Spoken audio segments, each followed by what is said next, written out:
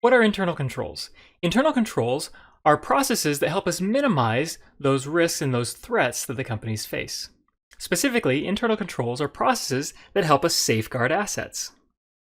For example, if I'm a retail store and I have high-value items, I may keep them locked behind a counter to make it harder for people to steal them.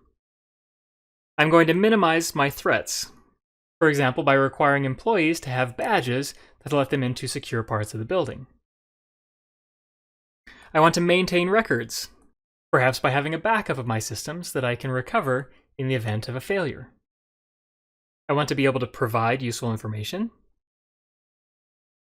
such as how efficient my production line is, or how I was able to assign the cost to a specific job, and that I didn't overcost or undercost it.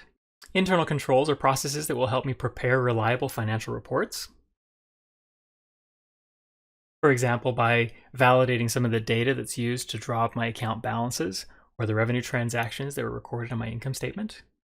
They're going to help me improve operational efficiency. If I don't want my workers spending all their day on Facebook, for example, I may block that website or block programs that may introduce viruses or other threats to the systems. And internal controls also help us comply with regulations. Regulations are laws that direct companies how to perform specific operations. Internal controls help to do a lot of different things, not just safeguarding assets, but also helping the company be more efficient by protecting data and making it more reliable for stakeholders on the other end. Along with internal controls, we also have a term called an internal control weakness, or an ICW. An internal control weakness could be one of two things. Either we are missing critical controls, and so employees are able to embezzle money from our company, or managers are able to fudge financial statements. Or we have internal controls in place, but they are not enforced. Think about the last time you went to a store that had those gates at the entryway that are there to detect when somebody's stealing stuff. How many times have you seen somebody go by and it goes beep, beep, beep, and the employee says, you're fine, go ahead. That would be an example of an internal control weakness, where we have a control in place, but it's not being enforced in that situation. Internal controls can fit into one of three categories. We have preventive controls that help deter an action from taking place in the first place. We have detective controls to help identify a problem as it's occurring. And then we have corrective controls that are there to help us recover from the problem or correct the issue. Let's work our way backwards. Let's say that someone has come into my retail store and they've stolen some goods. What are some things that I could do to correct the problem after the fact? The first one that may come to mind is law enforcement. Employees of retail stores are not typically supposed to confront the thief, but they're supposed to call the local security and have them deal with the issue and press charges if necessary.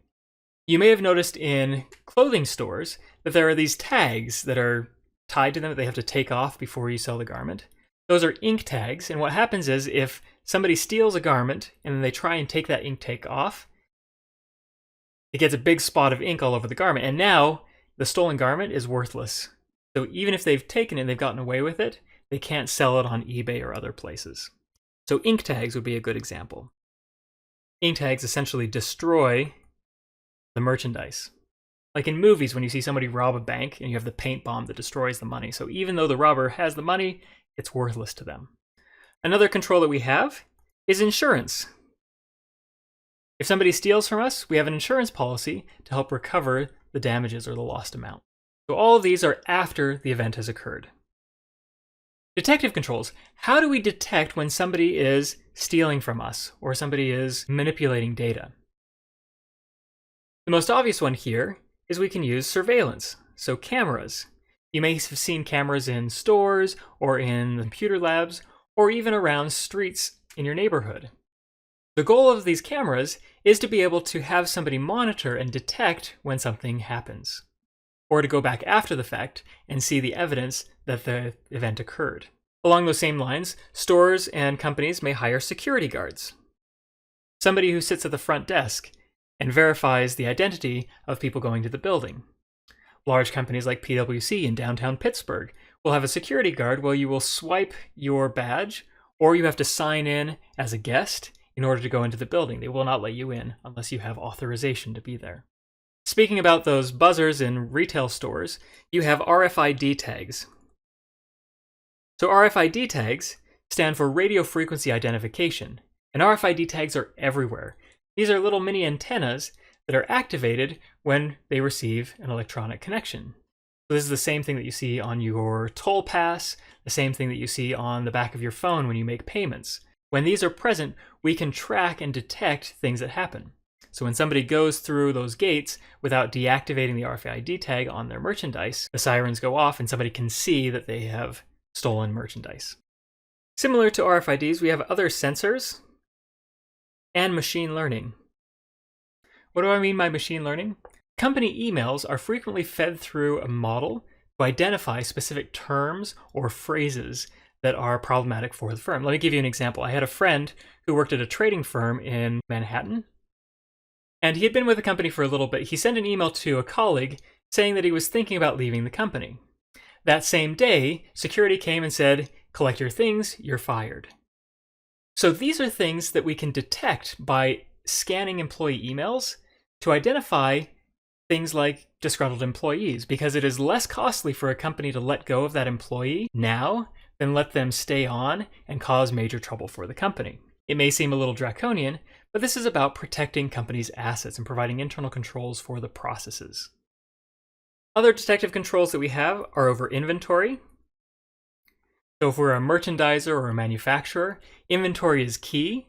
So we can detect when there are deviations in the inventory count by looking at the account balance, doing a physical count of the inventory, going around and checking each of the things and making sure that it matches that physical count, and reconciling inventory.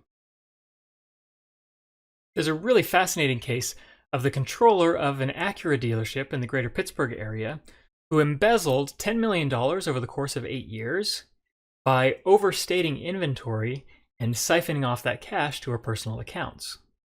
So a reconciliation of the cost of goods sold and the inventory amounts may have detected that fraud and not let it last for so long. Preventive controls are there to help us deter problems from happening originally. For example, I may put a lock on merchandise so that an employee physically has to give that product to the customer and they can observe the transaction. I can try and prevent bad employees from being hired by performing a background check. It's not a perfect preventive measure, but it will help filter out some of my applicants from the pool. Also in retail, you've likely seen empty boxes on the shelf. These could be video games or movies or other high-value items, and they require you to take that empty box to an employee and exchange it for that high-value item. Have you ever gone into a retail store and you've seen somebody standing at the front welcoming everybody, or folding, unfolding the same clothes and saying, "Hey, welcome to our store, hoodies are $10 this week, thanks for coming"? They're there because the accountants want them to be there. Psychology research has shown when people are acknowledged going into situations, they're much less likely to steal merchandise. And then finally, going back to that dealership question with the controller was able to get away with it because she had too much responsibility and no one was checking her work. So this brings in a really important one that we call segregation of duties.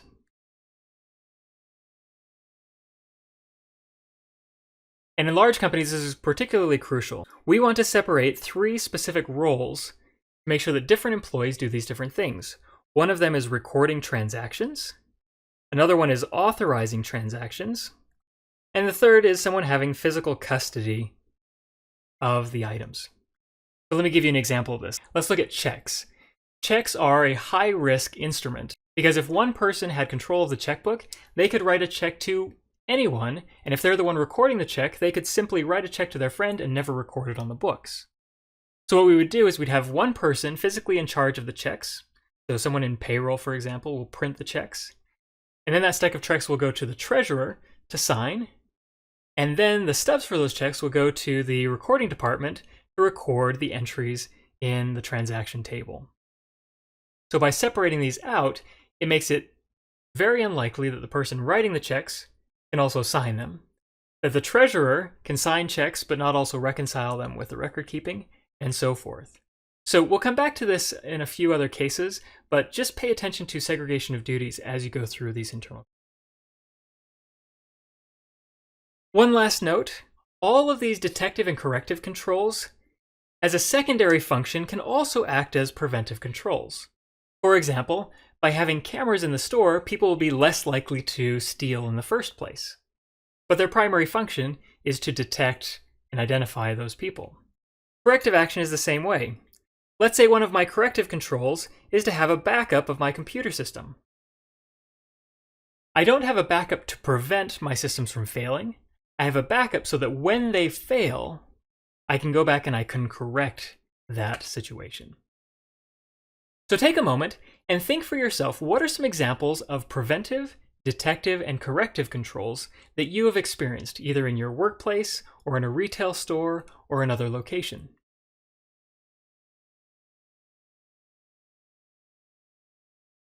Once you've done that, let's move on to the next step.